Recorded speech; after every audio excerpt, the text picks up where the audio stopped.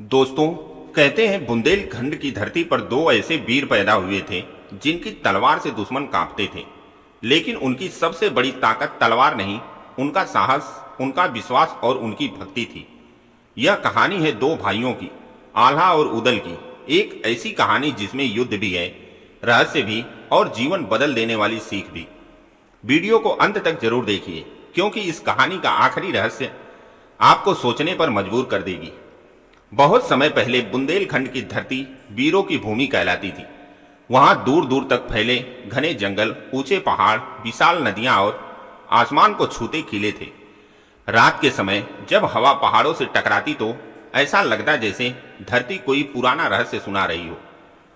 उसी भूमि पर एक छोटा सा राज्य था जहां राजा के सबसे वीर सेनापति दशराज अपनी पत्नी देवल देवी के साथ रहते थे। देवल देवी बहुत धर्मपरायण और साहसी स्त्री थी। वर्षों की प्रार्थना के बाद उनके घर एक पुत्र ने जन्म लिया। लेकिन जिस रात वह बालक जन्मा, उस रात पूरा आकाश काले बादलों से भर गया। बिजली इतनी तेज चमकी कि पूरा महल कांप उठा। सैनिक डरकर इधर उधर भागने लगे।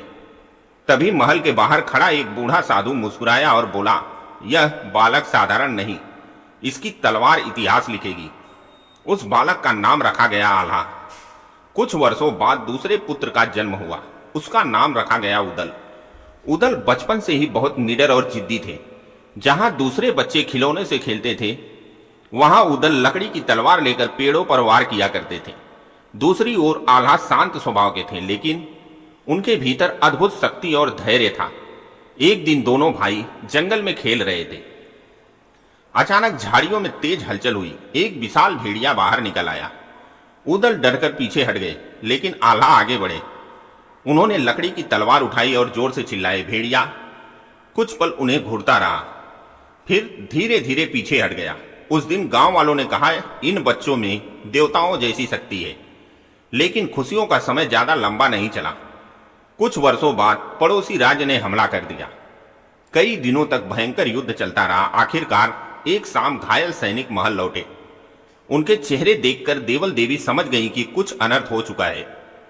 उनके पति वीरगति को प्राप्त हो चुके थे। पूरा महल रोने लगा, लेकिन देवल देवी ने अपने आंसू छिपा लिए। उन्होंने दोनों बेटे को सीने से लगाया और कहा, याद रखना बेटा, वीर कभी टूटते नहीं, वे अपने दर्द को अपनी ताकत बना लेते हैं। उस दिन से दोनों भाइयों का बचपन खत्म हो गया। सुबह सूरज निकलने से पहले वे उठते, नदी में स्नान करते और फिर घंटों युद्ध कला सीखते। तलवार, धनुष, भाला और घुड़सवारी, हर कला में वे निपुण होते गए। उनके गुरु अक्सर कहते, तलवार हाथ से नहीं मन से चलाई जाती है। धीरे धीरे दोनों भाइयों की वीरता पूरे राज्य में प्रसिद्ध हो गई। लोग कहते थे कि अगर आल्हा रणभूमि में उतर जाए तो दुश्मनों की हार तय है। एक दिन राज्य में खबर फैली कि पड़ोसी राजा महोबा पर हमला करने वाला है। पूरा दरबार डर गया। कुछ सैनिक भागने लगे। तभी महल के विशाल दरवाजे खुले और आल्हा अंदर आए। उनकी आंखों में आग थी। उन्होंने ऊंची आवाज में कहा, जब तक आल्हा और उदल जीवित हैं, कोई इस धरती को छू नहीं सकता। पूरा दरबार गूंज उठा। युद्ध की तैयारी शुरू हो गई।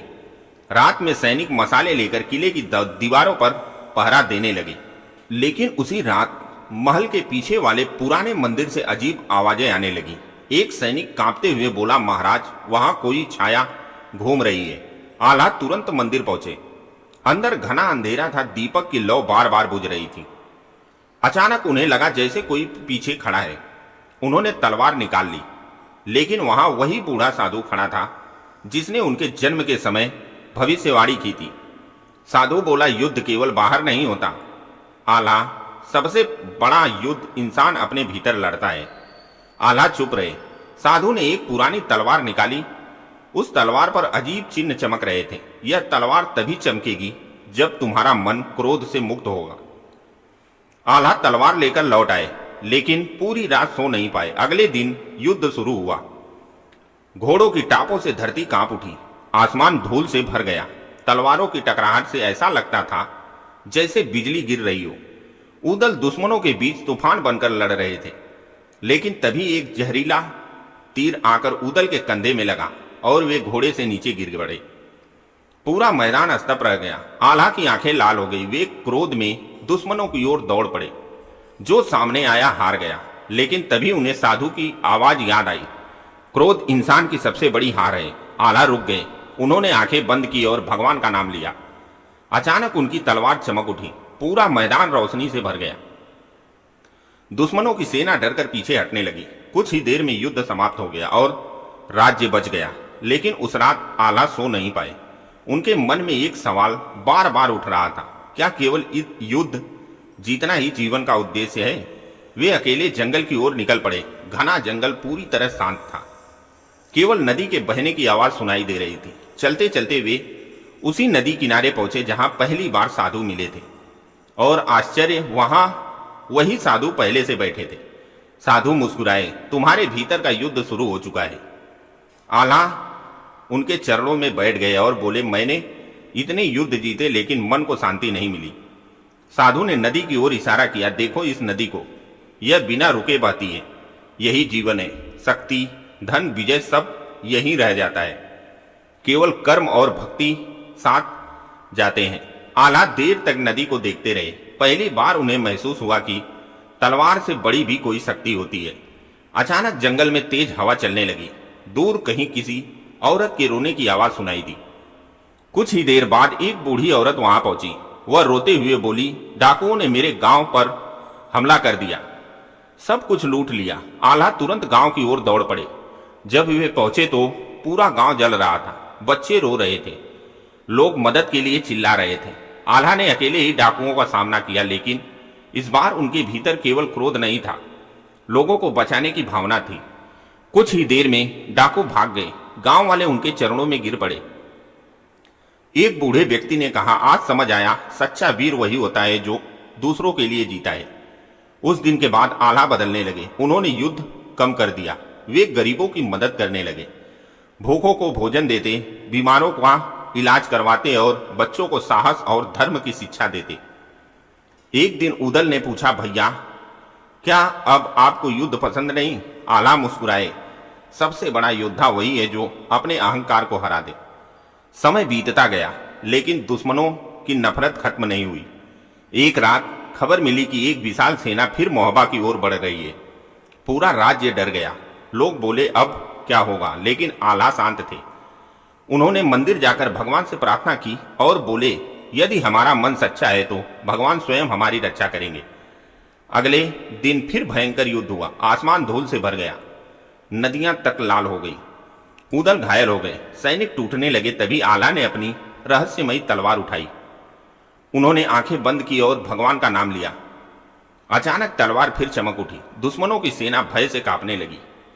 कुछ ही देर में युद्ध समाप्त हो गया, लेकिन इस बार जीत के बाद आल्हा खुश नहीं थे। वे सीधे जंगल की ओर चले गए। कई दिनों तक वापस नहीं लौटे। लोग उन्हें ढूंढते रहे। फिर एक दिन खबर फैली, आल्हा तपस्या करने हिमालय चले गए हैं। कुछ लोगों ने कहा कि उन्होंने भगवान शिव के दर्शन किए। कुछ बोले कि वे अमर हो चुके हैं और कुछ कहते हैं कि संकट आने पर वे आज भी बुंदेलखंड के जंगलों में दिखाई देते हैं। आज भी जब आल्हा गायन होता है तो ढोल की आवाज रात भर गूंजती है। बच्चे मंत्र मुग्ध होकर सुनते हैं और बुजुर्ग गर्व से कहते हैं, तलवार से बड़ी ताकत भक्ति में होती है और सच्चा वीर वही है जो दूसरों के लिए जीता है। आल्हा और उदल की कहानी हमें सिखाती है कि जीवन में कितनी भी कठिनाइयां आए, कभी हार नहीं माननी चाहिए। उन्होंने बचपन में अपने पिता को खो दिया, लेकिन दुख को कमजोरी नहीं बनने दिया। मेहनत, साहस और भगवान पर विश्वास के दम पर वे महान योद्धा बने। इस कहानी की सबसे बड़ी सीख यह है कि असली ताकत केवल शरीर की नहीं बल्कि मन, धैर्य और अच्छे संस्कारों की होती है। जो इंसान दूसरों की मदद करता है, माता पिता का सम्मान करता है और अपने गुस्से व अहंकार पर जीत पा लेता है, वही सच्चा वीर कहलाता है। मुश्किलें इंसान को तोड़ने नहीं बल्कि मजबूत बनाने आती है। तो दोस्तों, यह थी आल्हा और उदल की अमर गाथा। यह कहानी हमें सिखाती है कि असली ताकत शरीर की नहीं बल्कि हिम्मत, विश्वास और अच्छे कर्मों की होती है।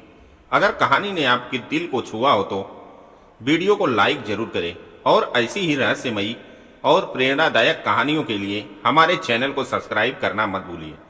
मिलते हैं अगली कहानी में। जय हिंद।